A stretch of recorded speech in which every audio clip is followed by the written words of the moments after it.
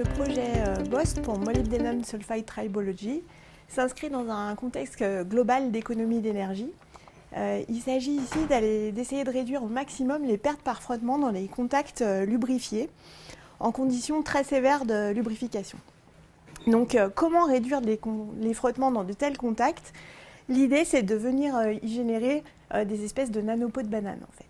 En fait, ce n'est pas des nanopots de banane, c'est des feuillets de MOS2 qu'on va vouloir générer dans le contact. Il y a des faibles interactions entre ces feuillets, du coup quand on a plusieurs, on arrive facilement à les faire glisser les uns contre les autres et on a un frottement qui est relativement faible.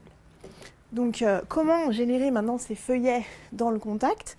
Donc on va faire ça à partir de molécules donc, qui font partie de la famille des dithiocarbamates de molybdène. Donc c'est des molybdènes à partir de molybdène et de soufre et qui, dans le contact, sous l'effet de sollicitation tribologique, vont se transformer en feuillets de MOS2. Et du coup, dans le projet MOST, l'objectif scientifique, c'était de mieux comprendre comment on passe de la molécule au feuillet.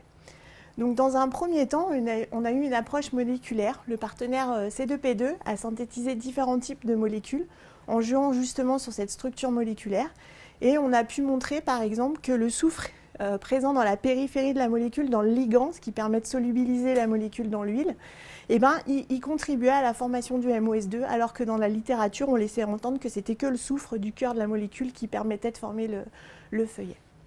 Dans un deuxième temps, on a travaillé sur la compréhension de la cinétique d'obtention du bas frottement. Parce qu'avant d'avoir un bas frottement en régime établi, il y a une période pendant laquelle le frottement reste un petit peu élevé.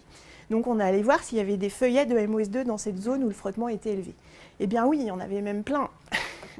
Par contre, ils ne sont pas orientés comme dans la zone où le frottement est bas. Quand le frottement est bas, les feuillets ils sont bien alignés dans la direction du glissement, alors qu'au début, quand le frottement est élevé, ils sont orientés un petit peu n'importe comment. Donc ces résultats nous ont permis de montrer que il ne faut pas seulement du MOS2 pour avoir du bas frottement, il faut en plus qu'il soit bien orienté dans le contact. Dans une dernière partie, on a travaillé sur l'effet de l'environnement, comment l'environnement, donc l'air ambiant par exemple, va venir perturber la formation des feuillets de MOS2.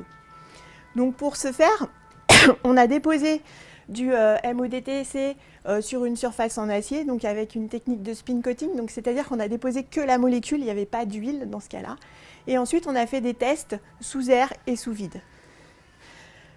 Lors du test sous vide, on a bien réussi à avoir du bas frottement, on a eu du MOS2, et le test sous air, par contre, là, c'était pas possible d'avoir du MOS2, on n'a pas eu de bas frottement.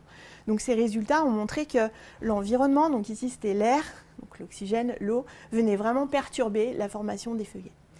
Moralité, pour obtenir un bas frottement durable avec du MODTC, on peut d'abord jouer sur la molécule pour former le plus possible de MOS2. Ensuite, il va falloir faire attention à l'orientation des feuillets dans l'interface. Et ensuite, il va falloir faire aussi attention à l'environnement, à la fois sur la molécule et sur les feuillets une fois formés, pour qu'ils puissent vraiment bien donner du bas frottement. Merci pour votre attention.